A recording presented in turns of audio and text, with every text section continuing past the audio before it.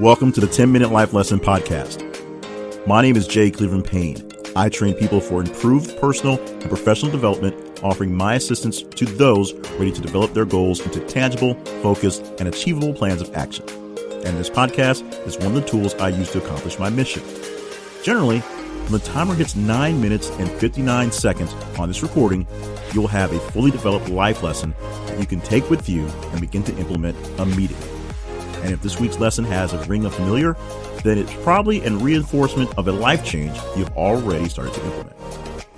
This podcast falls under the umbrella of my greater personal development efforts, all under the Your Better You brand. For more information on accountability coaching or to gain access to tools, tricks, and life hacks, visit yourbetteryou.info. Thank you for joining me on this journey today. Now, here is this week's life lesson. What actually defines you? What characteristics tell people who you are, or more importantly, tell you who you exactly are and what you're all about? I believe you are more defined by your weaknesses than your strengths, more defined by the things you cannot do than the things you can, more defined by the actual limits that you have than the unlimited things that you can do. And I believe this because knowing your limits will tell you exactly where you can go and how far you can go. And it keeps you out of trouble, keeps you from overdoing things when you know there is something that you can't do very well or something that's going to cause a downfall to some other strength because you have a limiter. If you have a temper, you know you have to keep it in check or it will throw things off. And people that know you have a temper can use that to their advantage. And then you, of course, have to plan accordingly.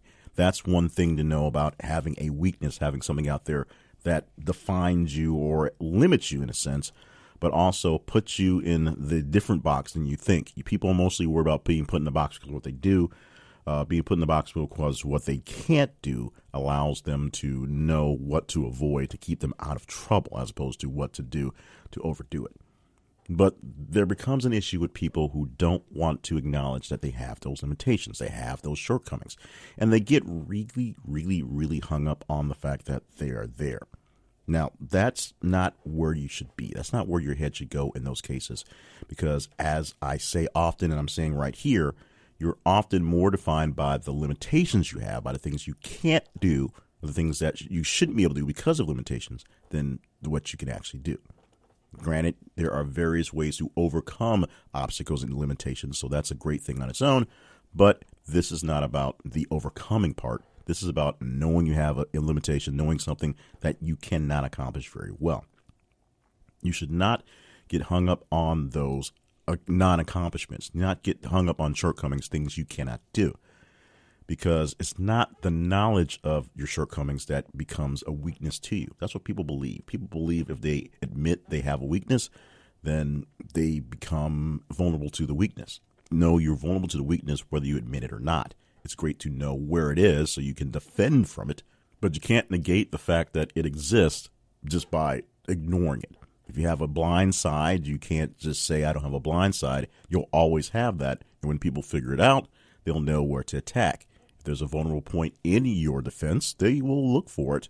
And when they find it, they will attack it.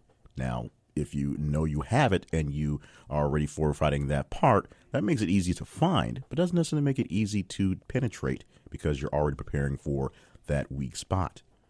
But this is bigger than the weak spot. This is bigger than knowing you have the weak spot. This is people who really get hung up on the fact that they can't admit to something that is a weak part of the defense or something that is maybe a limiter of their actual offense. There's a vulnerability in the offense that will let them down.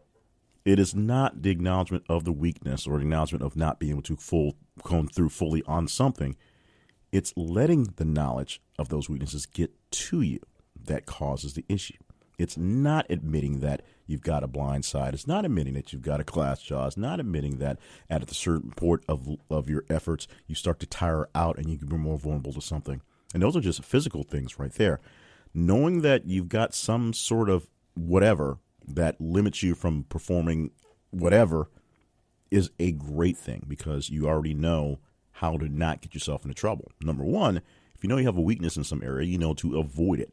Superman doesn't go around looking for kryptonite people to fight because he has a vulnerability to kryptonite. If Lex Luthor is going to pull out his kryptonite ring to fight Superman, then he knows that it's a time, being Superman, to retreat to some other area and find a way to get around that weakness. He's not going to just sit there and take the slugs because it's not going to work. The kryptonite is his weakness, and Lex Luthor will obviously win if he's got the exploit there.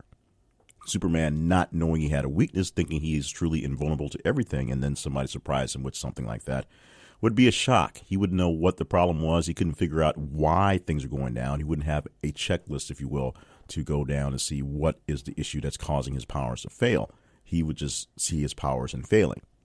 Knowing he had the vulnerability, which of course he had to learn in comic book lore how it worked out, is a way to know how to avoid such things. Now, remember, Superman is a fictional character, and those things are played out as scripts, and as I often say, in things that are fictionalized, things that are dramatized, things like that. When you know the script, you know how it turns out, and you can make things turn out the way you need to. Good guys always win in the stories because someone writes it for the good guys to win. And the good guys are based on who you're writing for your audience. So whoever wants them to win, if somebody really, really, really digs some Lex Luthor, they could write some Lex Luthor comics and he could win all the time. But that's not how the good stories go. Good stories go for the good guys, the superheroes, the people overcoming adversity to win. Your weaknesses are adversities to overcome. But you don't have to necessarily overcome them by beating the weakness. You do that by using your strengths to get around them and avoiding using the weakness as an issue, avoiding getting into that trap in the first place. It's not a bad thing to retreat when you see someone attacking you with something that you are vulnerable to, because you are vulnerable to it. If you go back to that anger analogy, that temper analogy, if somebody knows they can throw you off your game by getting you angry, and they do it, they win automatically. But if somebody knows they can throw you off your game by getting you angry, and they attempt it, and they find it's a little harder to do than they thought it was because you've already shielded yourself from many of the attacks they're going to throw out there, maybe you get a little heated, maybe you get a little bit hot under the collar, maybe you start to grunt and groan a little bit, but you don't attack. You don't blow up. You don't lose control in the effort they're having to make you lose control. You win in that case.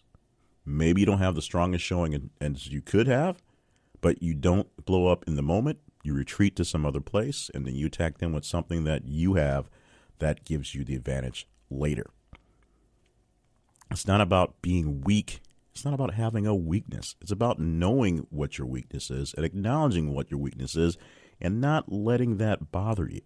Not letting it get to you, preparing yourself for situations where those things will come up, and preparing yourself to get out of those situations as quickly as possible so you can use your advantages to your advantage, or in cases like this, baby, use your weakness as an advantage to draw people in. If people know you're going to lead with your weakness, and they lead with that as their attack, and you can deflect it, pull yourself out, and then counterbalance that with something that you're great at, especially if that's their weakness you're attacking, they have already showed their hand, and you can work yourself through whatever you need to.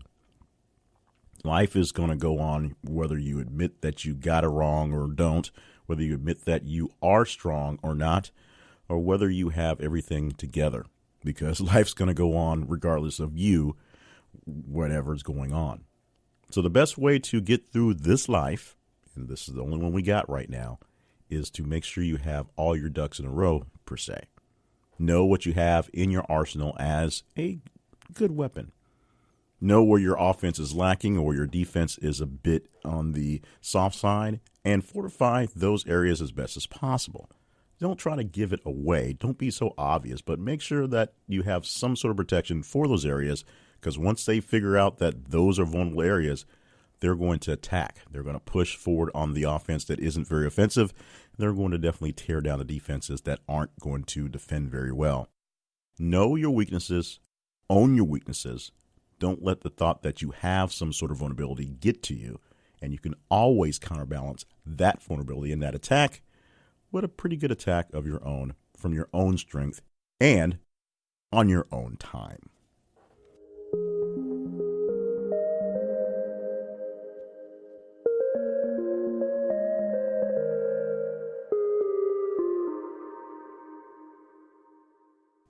Thank you for being a part of this week's podcast. Once again, it's a similar message that I do in talking about your strengths and your weaknesses. And I'm very, very vocal in talking about people being defined by their weaknesses as opposed to their strengths. People defining themselves and learning about their own vulnerabilities. And that helps them figure out how to be better at themselves, because they can focus on what's the good and what's not so good. They can not focus on, and they can avoid it. They can find ways to target the things that they're vulnerable to and find other people to maybe take care of those things if it's a business sense or if it's a true vulnerability that may bring them down.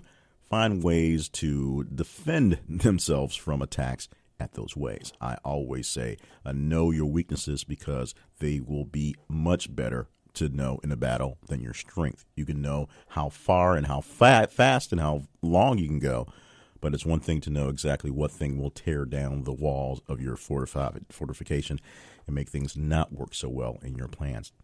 So that's one thing I do also.